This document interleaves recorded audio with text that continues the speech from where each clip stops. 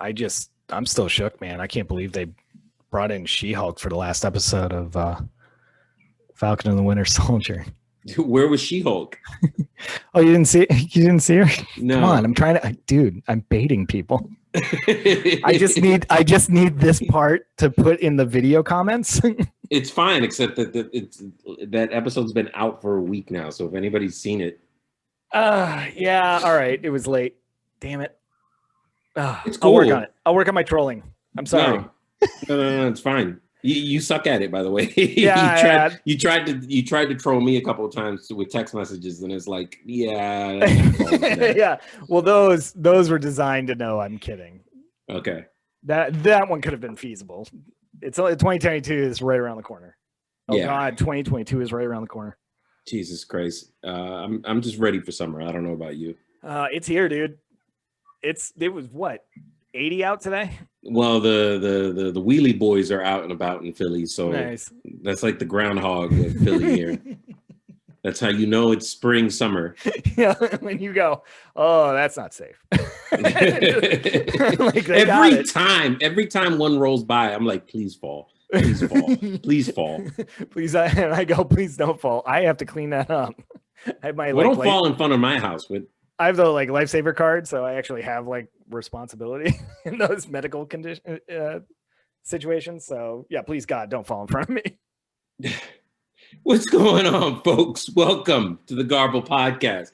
I am your illustrious host, the Get Down from Hispanic Browntown, that beast that roams in the Pacific East, ladies and gentlemen, Ramon. And what's up, everybody? It's Nick, Captain Poutine, Pirate Napano. I'm on more gaming things now for some reason, so that name is out there more. Captain Poutine? No. Pirate Napano. Pirate Napano. Oh, okay. Yeah. So it's out there. If you see me, say hi. Well, that's your old Ingress name, isn't it? Yeah. That was the first one. I think that was actually Brave Pirate Napano because they didn't have a letter cap on it. Oh, okay. But I had to shorten it for most other gaming systems. But I digress. What's up, everybody? How's it going? Yeah, what's going on? All right. So what are we doing today? So today we're close enough, or we just hit it. President Joseph, what was it? Robitussin Biden? What's his middle name? You're asking the wrong person. I don't know these things. They said it during the swearing in, and everyone went, "Huh? That's a very old name." It was a very new name when it was given to him.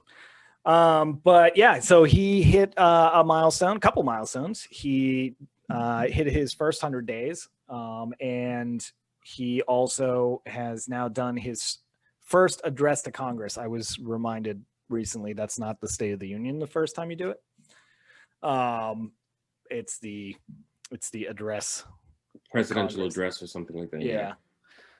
So he hit that milestone as well. So I thought that's an obvious benchmark that has been put in for a while. I have some trivia on that. But since it's a benchmark, why don't we take a look, kind of see where we're at in terms of his, if you want to put a grade on it, you can, in terms of job performance. But I have a hard time grading this one.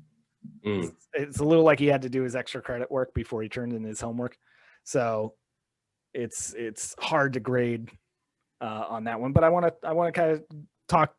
So we're talking first 100 days and his first address. Yeah, but broad strokes, kind of where we're at, 100 days removed from what's your favorite President Cheeto Puff?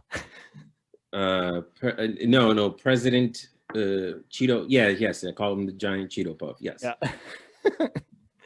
So I think we should do that. I think it's time. Okay. All right, let's get into it. Before we do that, let's do news. Yeah. You want to rock, paper, scissors for who goes first? Mine's kind of go first. I don't mind. Manchester. This just happened today. Manchester United fans. For those of you who follow soccer or football, as it's called everywhere else except here, Manchester United fans mount a protest against the U.S. ownership of its Premier League. So they were supposed to have a Manchester United game against Liverpool, And that got postponed because over 1,000 people stormed the Trafford Manchester United. They breached the Old Trafford Manchester United game, the arena where they have the game, and basically ran out into the field and caused a ruckus. That's 200 people waiting outside with 1,000 inside the soccer arena. So many people stormed their football capital that they couldn't even fit in the building, in the stadium. That's amazing. Yeah, it's amazing. So, do you classify them as terrorists? I don't know. Soccer hooligans? Yeah, that word has existed for a while. Yeah, I think. Yeah, but if you frame it in a protest. Well, they're protesting U.S. ownership. Yeah, which is very interesting. They're like, get the foreigners out of our sports. Which is interesting, yeah. Have we become that segregated? Well, I think anytime we do it, everyone goes, yeah, that's America being America, but anybody else doing it. Well, it is the UK. They just did break away from the EU so they could get the foreigners out of their marketplaces. So, yeah, interesting.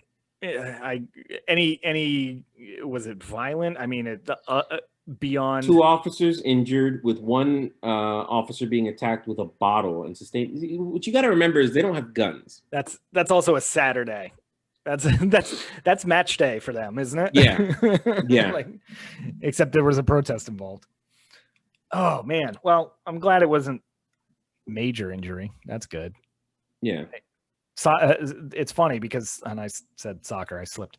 Football people have been protesting quite a few things lately. There was one league that I heard was going to break apart and become its own league.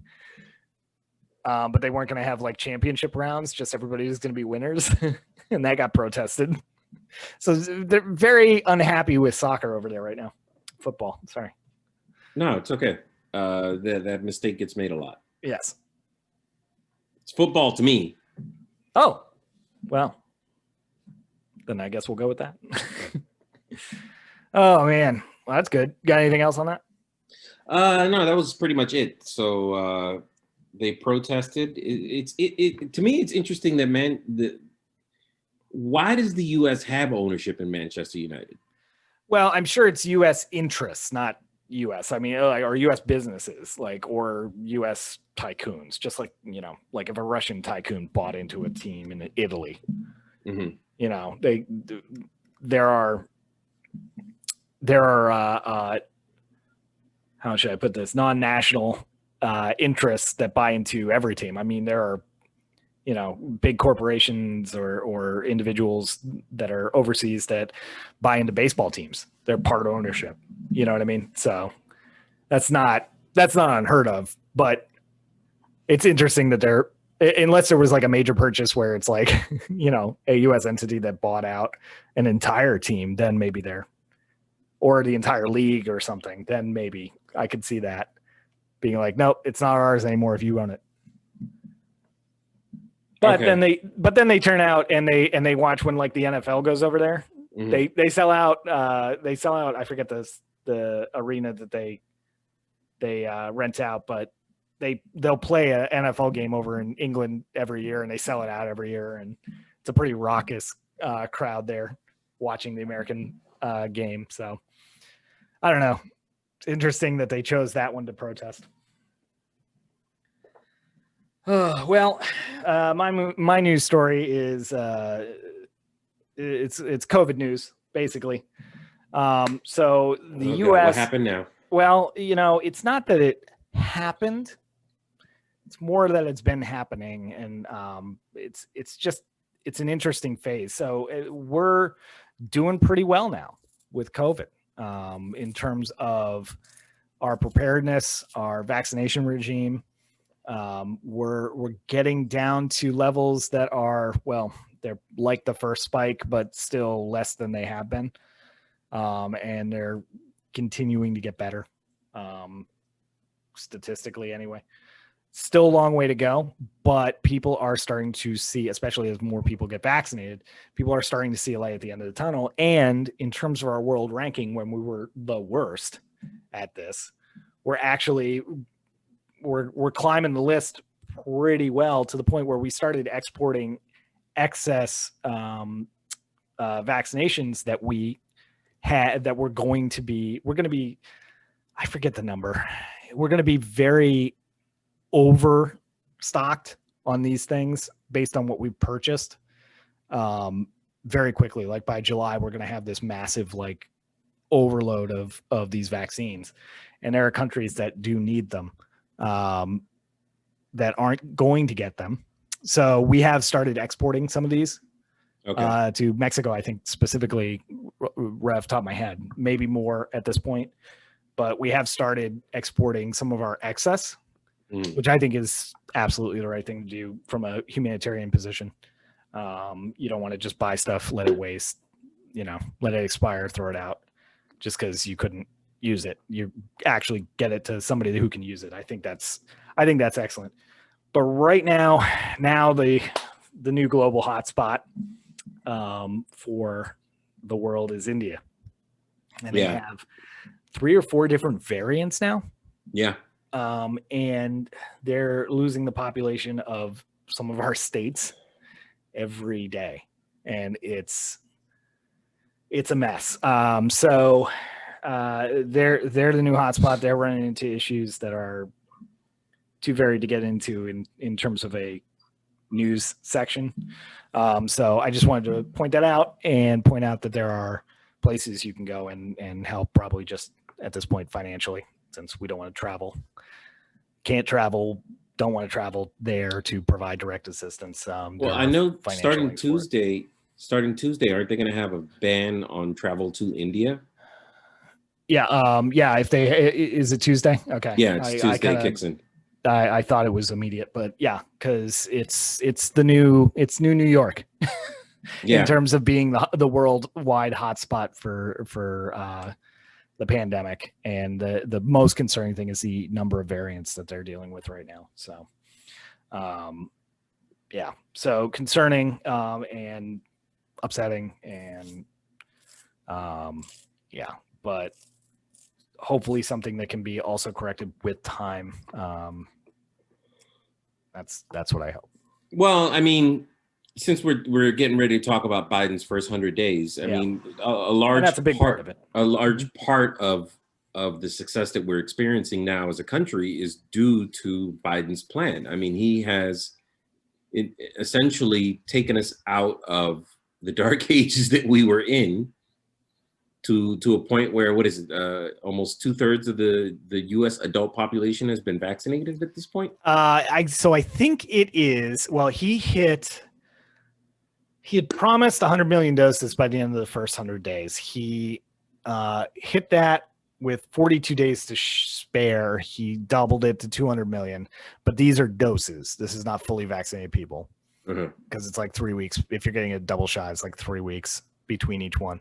3 or 4 weeks, yeah. Yeah, and so they hit that number as well before his first 100 days. They hit the 200 million, but that's doses given. So if you want to say it's a perfect world and everybody got a 2-step thing, that's 100 million. That's a third of the population.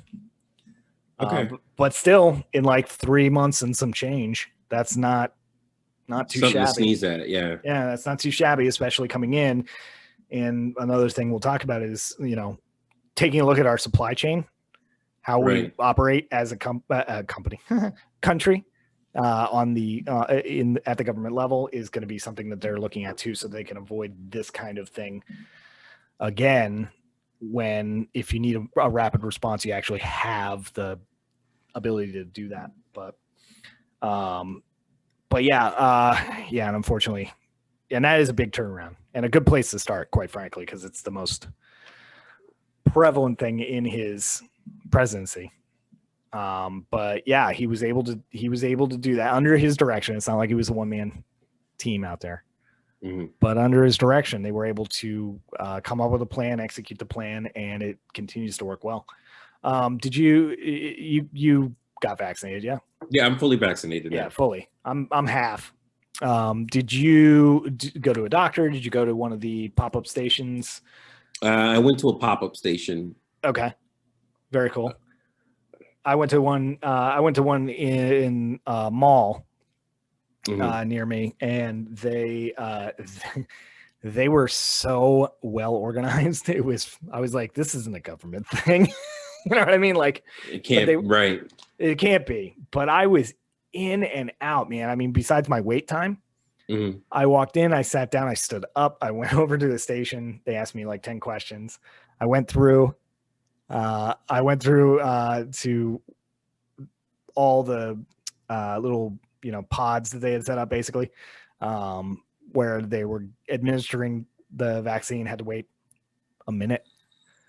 And I was ushered over to one of the stations, got the shot, ushered directly over to the waiting area, sat, waited my allotted time, got up, walked out. They asked me, basically, they checked me out, and they were basically like, we'll see you at this date and this time for the second dose. Have a great day. And I was how long till you're fully vaccinated? The 8th. So I think next Saturday. Okay.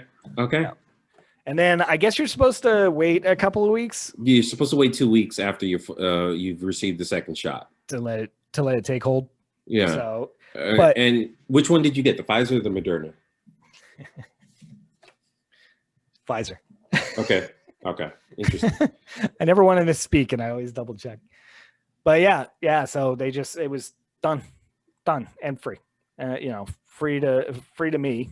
Obviously not free to the American taxpayer, but boom, done. Well, yeah, I mean, I was surprised by the level of efficiency at the spot that I went to. I thought it was going to be much like a doctor's appointment where I was going to end up waiting 20, 30 minutes. Yep. And I was surprised how quickly, they set up a timer. Because you had to wait 15 minutes after, they would watch you and make sure that you're okay for 15 minutes. And then, if you didn't have any reaction, they, give you some cookies. Here's an orange juice. Have a nice day. Actually, they went to 10. Yeah, they went to 10. It was funny because I sat down and I had known it was 15 minutes. But everybody was saying 10 all the way through the route, reminding me that I had to wait. And then I sat down and they had a big sign up, and they had 15 just with an X through it and handwritten 10 underneath, and keep going. I actually had to wait 30 because of my delicate system. Okay. But yeah, still you could be in and out. If it's 10 minutes for a wait time, you could be in and out in 15 minutes. That's how quick that was. Yeah, I know. I was surprised by how quickly it was done. Okay, but a large part of that is due to the direction of the president, and we have to give him credit for that. Absolutely, and it's not hard to give him credit for it, especially when they walk in and the report almost immediately comes out that there's no plan for this. There's no plan for administering this. We bought a few, like a little bit, and there's no plan. And they, the plan that they were asking for throughout the entire transition period, so they could get on board day one, they had to start from scratch. And they were able to do that.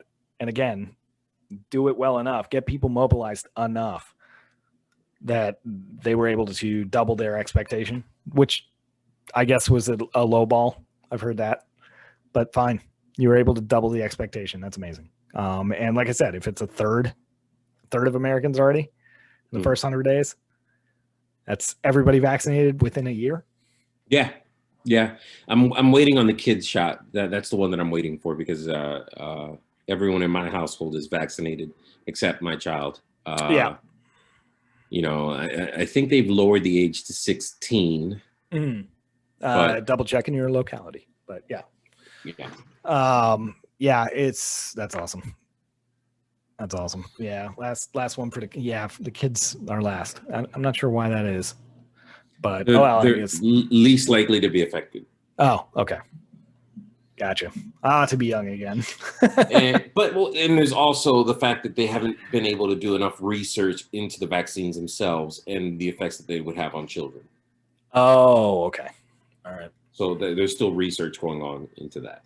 Gotcha. Okay. Well, good. But yeah, no, that was a huge win, and that's, I guess I'll ask that question. Do you grade that? Like, how are you at assigning grades to a president's performance? Like, I would give him an A for this. okay, yeah, I mean, yeah, not even comparatively. Considering taking into consideration that there was no plan whatsoever. Yeah.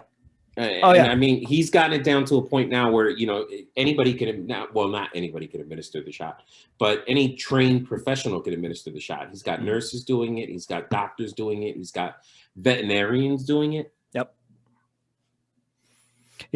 Anybody that has medical training can join these groups and just get this done. It's awesome. It's awesome. Yeah, no, I mean, if you're putting a grade on that, it's like A plus. I mean, quite frankly, just blew it away. It's hard for me to actually go, oh, you know, you get a grade, especially if you're trying to grade on a curve. Say that again.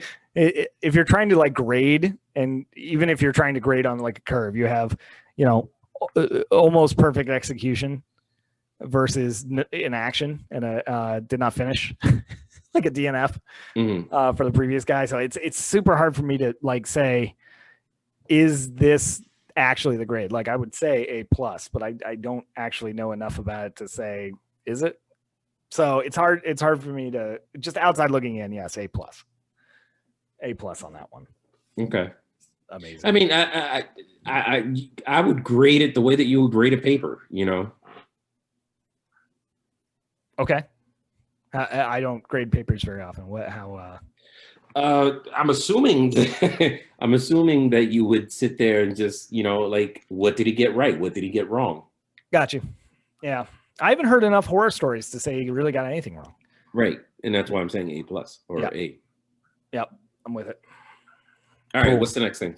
What is the next thing? Anything jump out to you? Over the last 100 days? Yeah.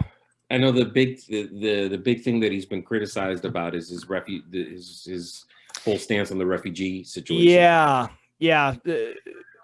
And I wonder if that's warranted. It was funny because when it didn't happen, when news broke that Biden was not planning on rolling back the 15,000 cap on the number of refugees the United States would take in over 2021, which was a campaign promise. It was something he said he was going to do. He was going to roll back that low number that Trump put in because, you know, we need to be able to, we have the capacity to take in more people, and we should. It's the right thing to do.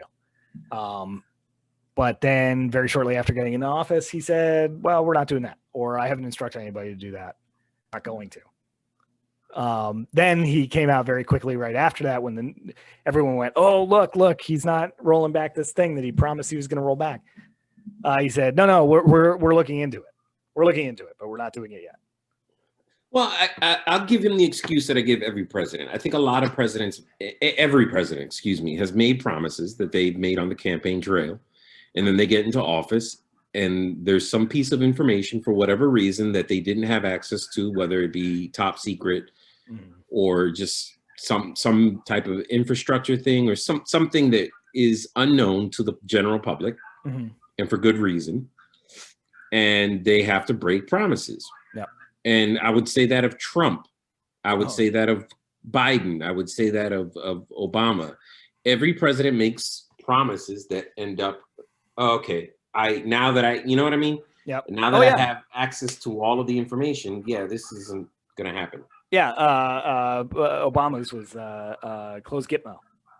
Yeah. He's going to close Gitmo in the first, I think, 100 days. It's still open. Yeah. It's still open now because they couldn't figure out where to put everybody that was in there. It's like the only place in the world they could keep those particular individuals. It's crazy. Yeah, so that's fair. And I think if you want to look at logistics and you want to look at the items that caused him to have to put that at least on pause, if just dismiss it entirely, was, and you said infrastructure, I think it's more logistics of what you do when you're taking in refugees, specifically over the Mexican border, because we've already heard horror stories through now 3 presidents of child separation, terrible conditions, and all of that stuff. So he has, to that effort, he has dispatched, I think it was FEMA is now looking at that and evaluating and fixing that up. So that's encouraging, that if he's gonna have to go back on a campaign promise, there's an actual like heart behind it. Mhm. Because yes, you need to get out of that country, but what are we going to do with you when you get here? At least in the short term, because obviously relocation hopefully will be a part of that. But that's the only thing he can fall back on to actually say that that's why it has to be this way right now. So if that is the reason, it's still not great. Not, it is a break of a campaign promise, but like you said, a lot of campaign promises are meant to be broken when they're made, when politicians are saying it. But just in terms of campaign promises, I saw a chart, and don't quote me on the numbers, but it was like he made like 73 like main campaign promises, and he's got like 68 of them either done 100% or they're in progress. I think the biggest one for me and a lot of Americans is his promise to somehow take care of college tuition. Yeah, that's the one that I'm kind of like waiting with bated breath. Yeah, and there was talk. I remember that, a lot of talk coming in, like that was on the agenda. It wasn't just something that was said. There was something on that. Sorry, I have to find my note. No, it's okay. But yeah, he definitely put that out there, and I think that's one that they're terming in progress. I don't have it here. Oh yeah, I'm organized today, man. I see. I am super organized today. I have like 15 windows open. Yeah, I think that's one that's in progress, and yeah, I think it lost steam. There's a few like that though, that actually need like congressional oversight. Anything that you can do that's like an actual executive action or executive order, he's pretty much getting done, which is high marks for the first 100 days. How about just general tone of the nation? I don't know about anybody else. I can speak for myself, but I feel more calm and relaxed. It's actually refreshing to turn on the fucking news and not have to see the circus that is or was Trump. Yeah, and I wonder if that's just it. I do kind of feel the same way, because it's not just a constant barrage. So you have some time to breathe between news stories, which is nice. Because everything was breaking news for 4 years, or 5, I guess, since he started running. But yeah, so that is more relaxed. I mean, but then at the same time, the news has kind of just shifted. You know what I mean? Where people are getting vaccinated, people are getting out of the house, so we have mass shootings again. You know what I mean? We have everything that is going on with every single fucking cop shooting that happens, or shooting by a cop. I mean, we're actually leaving the house and we're running into these things more. Another thing that Biden put through or put up as something he was going to do was some pretty major gun control changes, even just targeted towards background checks specifically, and targeted towards a lot of other facets of what type of gun, where you can get it, that kind of thing, to just try and cut back on this a little bit. I always feel like whenever we start having those debates, it feels a little procedural to me. Mm-hmm. There was these tragedies are going on. A logical person knows they have to stop. So let's go through the motions of trying to make it stop, even though it's not going to stop. And while the Democrats have a majority in both the House and the Senate, it's in the Senate, it's not a wide enough majority to actually, push through some of this really, really partisan politics or bills. So I don't know where we're going to get that one. I'm not sure in what way, shape, or form we're going to get any kind of his gun control package stuff. Yeah, I mean, gun control has been one of those things where, short of something very drastic, I don't see a solution to this problem. And I think I told you that I've since changed my mind, my stance on gun control. Really? Yeah. You know what? I can't say that I've changed my stance. I could say that my stance has matured. Okay. Where I can see why people need access to guns and why it can be considered a tool. But how to manage and control that tool. Mm-hmm. Yeah, and the same argument is made for cars. And you could make the same argument for knives. And I've looked at the statistics of how many people are injured, every year thanks to guns, how many people are killed thanks to guns, things like that. I've also seen how those numbers can be inflated by politics. Yeah. So that's why I say my stance is matured. Yep. Yeah, and how you define a tool, at one point it's almost a personal choice, but if we're talking about regulation, it can't be a personal choice. It has to be across the board. So it's such a tricky subject, and just quite frankly, there will be opposition to any legislation that comes through because it's so hot button, and because if you're the politician that doesn't at least speak up, you're the one that just sat there, and the person that doesn't agree with how it turned out is blaming you if they're your constituent. So it's one of those, they used to call it a third rail, where it's instant death for a politician to get into it, but he's getting into it. So that's at least admirable. So we'll see on that one. That's another one that's in progress. What's another one? The infrastructure thing's interesting. I think we could do an entire show on the infrastructure thing.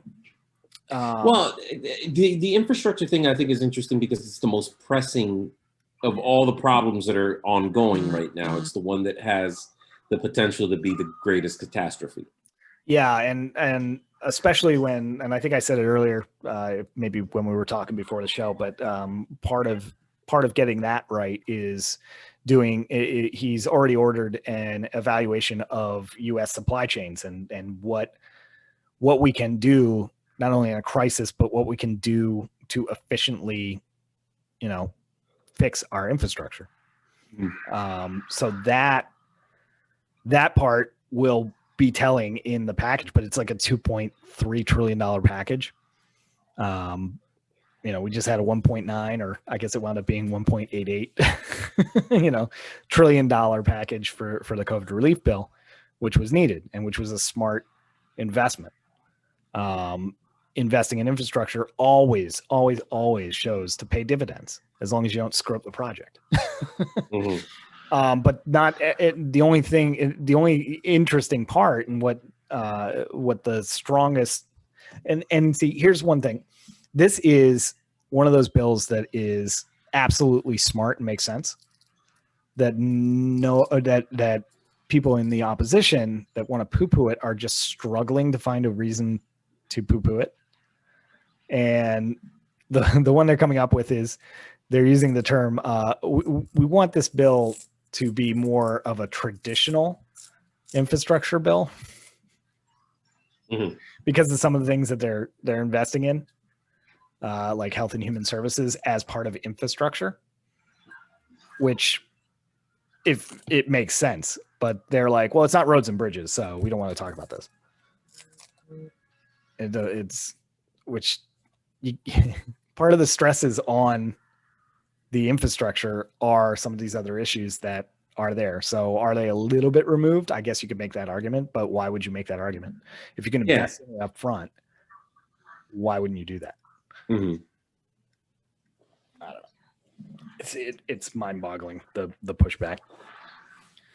The nice part about the infrastructure bill is they can use the rules committee for anything that's like financial like that, to kind of get around like the filibuster and stuff. So that one, they actually could use their muscle, and they are signaling in the congressional address that Biden did the other night.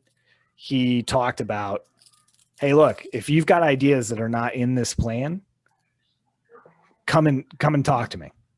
We'll listen. We would love this one to be bipartisan, but it doesn't have to be. We can just pass it. So speak now or forever hold your peace was kind of his stance on that one, because, and I think one of the quotes was, it's one of the few things that we can't debate into the ground. We can't just keep talking about it. We actually have to take action on this. So we will. If you want to be part of the committee that talks about that, great. If you don't, if you're not going to bring anything productive or new ideas, then no. We're just going to go ahead and pass this. So that's one that's going to go through pretty quick. And that one is the one that, when you hear presidents, and you heard it a lot if you listen to the I want to call it the State of the Union, the address to Congress. If you listen to him, he said job something like 47,000 times. Rough exaggeration. Right. Well, no, you know what? And that's one of the things I appreciate about what he was saying, that I don't think any other president has had the balls to say before, is that green opportunities means new jobs. Yep. It means new jobs for new Americans. Yep. And specifically with green, like if you hire a few people, I'm using generic terms, but you hire a bunch of people and you lay a road, and then you no longer need that many people. You created jobs for a little while, and that's not very sustainable. Now, when you do green jobs, a lot of those things like windmills, solar to an extent, but any of those other ones, you need maintenance. You need people actually going out there and checking the work and making sure it's continuing to work, and doing service calls on the work later on. And so the people that built the system can maintenance the system and can be trained very easily to maintenance the system. So that's a lot more sustainable than a one-time shot in the arm where the project ends and everybody goes home. So right. And I guess you would need to do road maintenance and stuff like that, like for your traditional infrastructure. Really, there would be still cause for maintenance, but not to the same level, not to the same percentage as some of the green stuff, which is sustained job growth as opposed to temporary job growth, which is good. It's just better.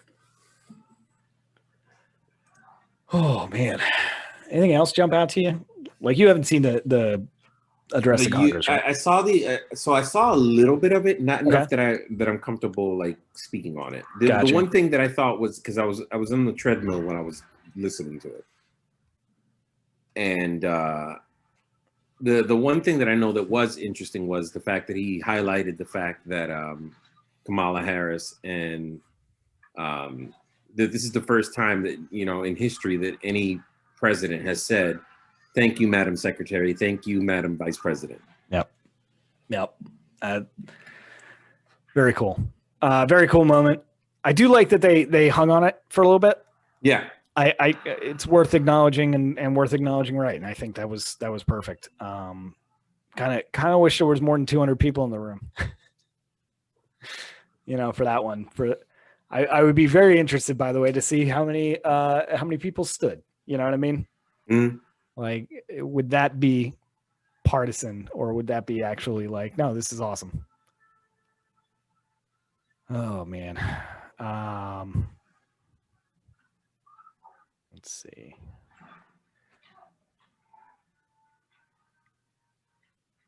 What was another thing that jumped out at you? Yeah. the one pushback that I could see them leaving themselves an opening for, and that's more politically. There's no way around it. I mean, when you start coming out with, oh no, before I talk about that, his family's plan. Oh yeah, you were talking about this before we got on mic. Yep, and I forgot that's when we were talking about it. So one of the things that came out during the address to Congress was he talked about a new families plan, and it is what he is calling a once in a generation investment in families and children. Mm-hmm. This is 1.8 trillion. Yeah. Yep. It includes things like universal preschool for 3 and 4 year olds, as well as 2 years of free community college for everybody, not just 3 and 4 year olds. That would be funny, wouldn't it? Yeah. you have preschool in our community college. Let's go. A national paid leave program is included in that, as well as $800 billion in tax credits for families and workers. That's a very, very broad overview of what that is going to be. But I think the key point is he's talking about doing that one on the tail of the $1.9 trillion COVID package on top of $2.3 trillion in infrastructure spending. He's spending a lot. And he made it very clear that he's not going to be raising taxes for the middle and lower classes. He is going to be getting that money from folks, the individuals making more than $400,000 a year. Mm-hmm. Which, if you have to raise taxes, that's that's where you do it. That's where you do it. Yeah. Yeah, and we don't want it to be like austerity. It's like we don't want to. I think it's the French tax. They're like ultra wealthy at like 50% of their income. Mm-hmm. Because quite frankly, they don't need it anymore. They got there. They hit the mountaintop. They're fine. We'll take half. So we're not talking about that. We're actually talking about just evening up the percentages a little bit. Yeah. In terms of how much you're actually spending on, or what percentage of your income is being spent. I think it gets folks in that tax category up to something like 21% of their income. And I think you and I probably pay 24, 25, something like that. So I remember it being 25%, something like that. Like for every dollar you make, I always round up. For every dollar you make, you lose a quarter. Yeah, I just assume that quarter's gone. Yeah. Well, not gone. Reinvested in my country. Right. Yeah. That's a really healthy way of looking at what is otherwise be a jack anywhere else. Yeah. I also saw one of the random statistics that and this is a quick aside that jumped out at me today was it was estimated that every American average for the Iraq War put $8,000 of their own money into the Iraq War over the length of the war. Mm-hmm. Can you imagine writing a check for $8,000 for that? Can you imagine how that would have gone over? Especially since I wasn't making money back then. So right. Well, and it just when it started. When it started, exactly. It's just starting to get done now, and that's what the average was. I was like, Jesus. Yeah, it's longest running war in American history, right? Yeah. Yep. Longest running war. That's another promise he made for the first 100 days, and he gave the order when the withdrawal is happening. Mm-hmm. We all know how lengthy withdrawals can go, so we're gonna see. We're gonna see on that one, but that one's another one that's like in progress. I mean, those are really the big ones. There were a lot of other things. Just sorry, looking at my horrible notes today. One of the things in the infrastructure bill is broadband internet access. Mm-hmm. For everybody. It's got to be available for everybody, which I think for those of us like talking over broadband right now and Mhm. surfing our phones and trying to find their notes. It's easy to take that one for granted. Yeah. But it's so easy to take that one for granted. But you think about it, like we're climbing out of a pandemic. I know not every kid is back in school yet, but they're working on it, and it's coming soon. And you know, if you didn't have broadband access during the pandemic, you didn't get schooling. No, you didn't. Like at all. and if it got back to like when they were like shuttling kids in every other day and doing like, you know, staggered school schedules, they had less kids in the building at the same time, even when they were trying that stuff, you were getting maybe a third of your education. I mean, you think about what you're not able to do when you do not have this technology. It's why you remember when the debate was, is internet the same as like the gas, water, and electric? Is it a utility? Right.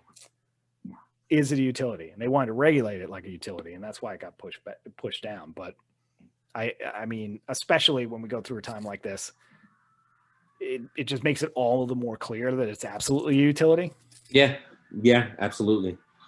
No. Because I mean, God forbid that we had to go through the pandemic with like shitty internet or no internet. Could you or imagine no that? internet? Yeah, I know. Yeah. What is this? 3G? Kill me now. Mom, this YouTube video is taking forever. Get off the phone. I want to take 3 hours to download a photo. Yeah, I couldn't even, you know, and I'm not that internet savvy. I try to be. Remember to check us out on YouTube when I figured out how to upload this video. Yeah. But you know, I try not to be, but I couldn't even imagine. I mean, we definitely couldn't do this. But just, my God, paying my bills. You mean I'd have to like go to a mailbox, like mail things, and I'd have to remember how long it takes to get there, so I'm not late. Like that'd be crazy to me now. That's how I totally used to do it. Not to date myself, but I totally used to do that. I do still drop off my rent with a paper check. They have an app. I don't do it. It's right there. It gets me out of the house. I get it. It's a nice little walk. All right. So what's another thing? You know, off the top of my head, I think I hit the big ones. Now I was asking you before we started that, like, why are you so critical of Biden? Because you seem to be more even more so than you were of Trump. You know, it's hard to be critical of someone that is just completely overmatched. You know what I mean? Like with Trump, you can be critical of everything he says, and everyone knows it, and that's why he does it, and that's very easily explained, and you don't even. It eventually goes without saying with Trump. You know what I mean? Right. Like he was. I guess he was bad. He was not the right person for the job. He was horrible. He still is around, and hopefully going to jail soon. I mean, it's hard to be like constructively critical. So you just go, you know, your criticism winds up being like, that asshole. You know what I mean? And you just go, just get him out of here. With Biden has been in Congress and in government for longer than I've been alive. Okay.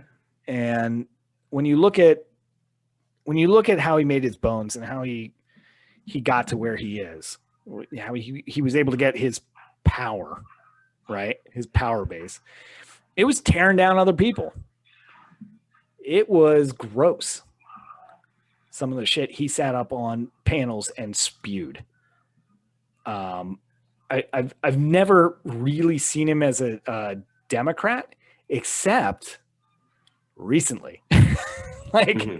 This last presidential run was the first time I ever saw him as a Democrat. And when I see that, I immediately think fraud. I immediately think fraud. Now, you want to say he was softened by like the death of his son and why he had to take some time off and then he came back on his white horse to save us all from the bad man. You know what I mean? Mm-hmm. That's fine, but that's a narrative. That's a narrative. I don't like it. Why everybody jumped down his throat, his administration's throat when the refugee number wasn't moved. He was like, yeah, we're not doing that. Totally dismissive. You know what I mean? Of the entire thing. We're just not doing that. And then they came out and they spun it and they were like, oh, we're doing this, we're doing that. And it's the dismissive nature. You know what I mean? The old bigoted Joe Biden came back out. I don't like him. I don't like him. I'm glad he won. I don't know why he was the front runner, but Trump's not here anymore. So I am critical of him. And I look at everything that they do with a grain of salt. Listen, it's cool to be critical. I think it's important that you're critical. Like, like to this day, I have things that I was super critical about Obama. I just never got to fucking say them because I spent so much of my goddamn time defending him. Yeah. yeah. Oh, we're just going to use drone strikes and just surgically take people out all over the world. That's going to be my administration. I haven't done my Obama for a while. But yeah, no, he did some pretty terrible things as well. But yeah, hindsight being everything. Right now, you look at him, he makes that shot in that video. Did you see that video? Yeah. He's going to stump. I think it was for Joe. He was going to stump for him. He makes some 3-point corner shot. Everybody loses their mind. He's like, that's what I do. You forget that he was raining fire from the sky on like all these other countries. You forget about it because I wasn't there, and he just made that shot.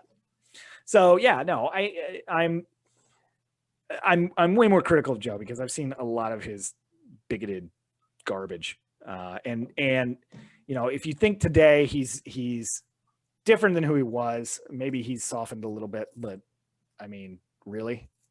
Also, if you think, well, what he said back in the day, he didn't really mean, he was just using it as like a political tool to get where he needed to be and to energize his base, kind of like the same shit we criticized Trump for. Then he's doing that now too. So what does the man really believe? You know what I mean? I mean, you saw the debates. His vice president in a debate became the front runner in one debate because she destroyed him on his past record and his past ways of thinking. And the only thing that saved him was that wasn't the last debate. He didn't get his butt kicked in the last debate. He got his butt kicked in the first debate. And that's the only reason that he remained the front runner. It's because people forget.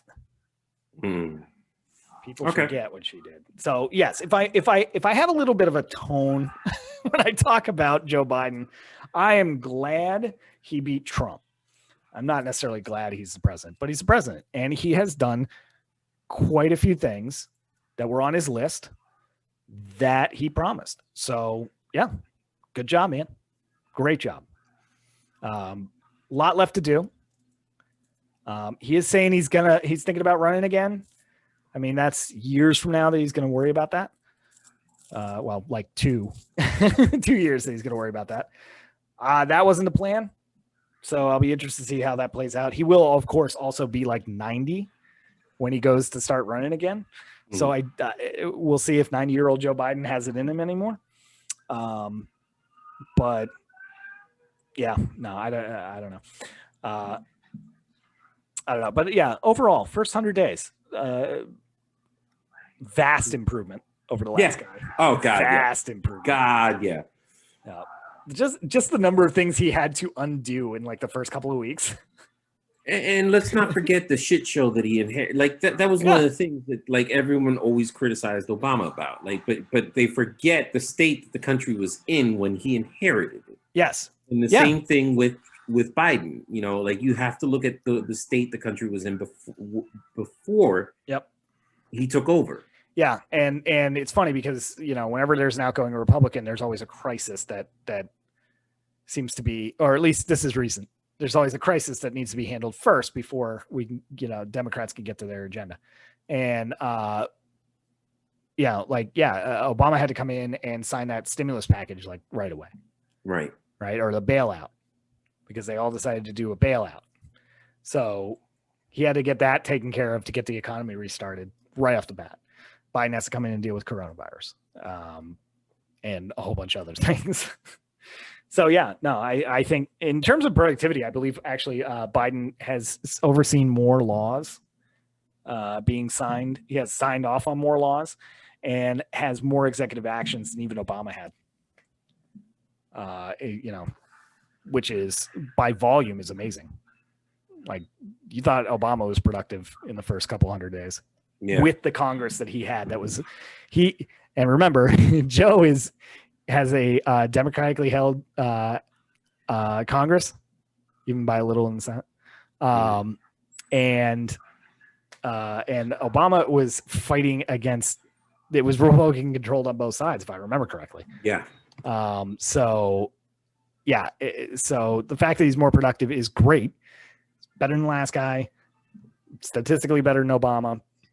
He has a slightly easier road of it, but I'm not going to take points off for that. You play the game you're scheduled to play, so that's fine. All right, ladies and gentlemen, that was our coverage of the first 100 days. Yeah, I'm sure there's more we could have talked about, but again, notes. No, I think it's fine because like anything more in depth would be too much. Good point. It's a good place to leave it. If there's anything that we missed that you want to talk about, leave it in the comments. This will be up on YouTube as well. You can leave comments there. And definitely, yeah, if there's anything in there that we missed, it could be, like I said, the infrastructure bill alone could be an entire show. So if you're interested in that, let us know. We'll definitely take a look at that. Yeah. All right, ladies and gentlemen, we are available on Google Play. We're available on Apple. We're available on Amazon, iTunes, all the places that you can find your good podcast. That's where we are. And hit us up. Let us know. Comment, concern, like, share, subscribe, all those things. Yeah. Later. Late.